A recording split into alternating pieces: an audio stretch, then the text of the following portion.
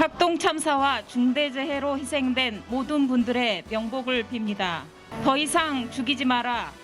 대통령이 직접 나서라. 중대재해 처벌 강화하라. 생명은 무엇보다 소중하며 안전은 그 어떠한 이익보다 우선되어야 한다. 학동 참사는 국민의 생명과 안전보다는 기업 이윤에 눈이 멀어 설마와 빨리가 만들어낸 종합한 안전불감증 인재였다.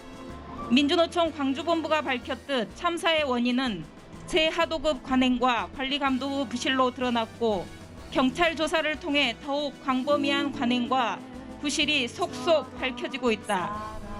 문재인 대통령은 산재 사고 사망자의 절반 감축을 국정과제로 삼았고 정치권은 중대재해 때마다 방송에 얼굴을 내밀고 사죄와 재발방지 대책 수립을 되뇌었다. 하지만 현 정부 집권 2017년부터 올 5월까지 4,022명이 산재 사망하였다.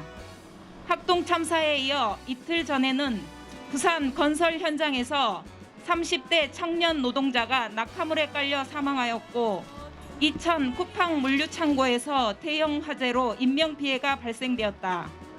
이러한 안타까운 죽음이 반복되는 가장 큰 원인은 무엇일까? 노동자의 실수도 국민의 잘못도 아니다. 바로 사고 발생 원인 규명도 재발 방지 대책도 제대로 파악하거나 수립하지 못하고 재벌의 눈치 보기와 이윤 챙겨주기에 급급한 무능한 정부와 오만불손한 정치권에 있다. 죽음의 행렬이 멈추지 않고 계속되고 있다. 세월호 이후 아무것도 바뀌지 않았다. 생명은 무엇보다 소중하며 안전은 그 어떠한 이익보다 우선되어야 한다. 잘못된 근본을 바로잡지 않고 그릇된 구조를 바꾸지 못한다면 국민과 노동자의 죽음을 결코 멈춰 세울 수 없다. 이제 문재인 대통령이 직접 나서야 한다. 오늘 우리는 중대재해를 멈추기 위한 즉각적이고 실효성 있는 대책 수립을 강력히 요구한다. 정치권은 탁상 공론만 하지 말고 근본적 법 제도 개선에 나서야 한다. 먼저 중대재해처벌법 온전한 시행령 제정과 중대재해처벌법을 개정하라. 시행이 1년도 채 남지 않는 상황이지만 현장은 전혀 바뀌지 않고 있다.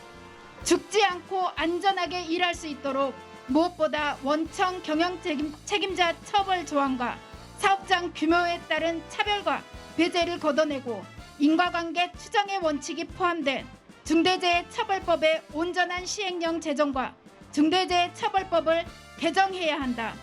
그리고 건설 현장의 안전은 노동자뿐 아니라 국민의 안전과 직결된다.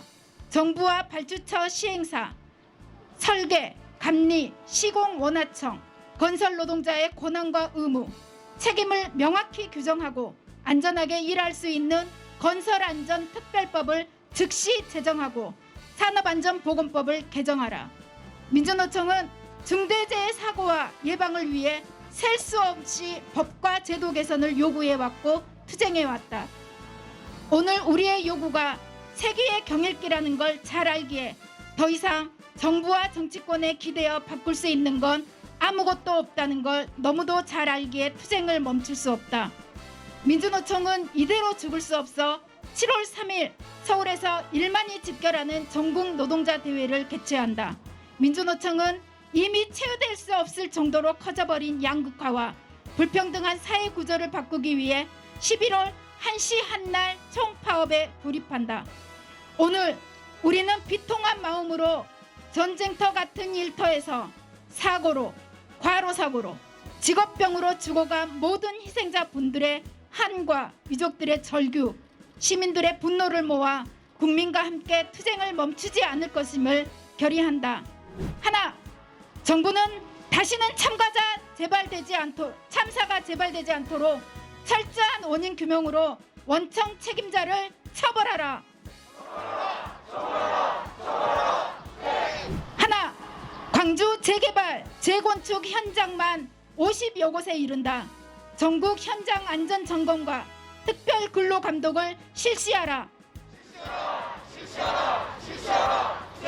하나, 노동자와 시민이 참여하는 조사와 감독, 작업 중지권을 보장하라. 하나, 설마라는 관성에 허무한 죽음이 재발되지 않도록 민주노총과의 긴급 노종 교섭에 나서라. 하나, 이러한 요구를 받아 문재인 대통령은 중대재해 비상조치를 즉각 시행하라.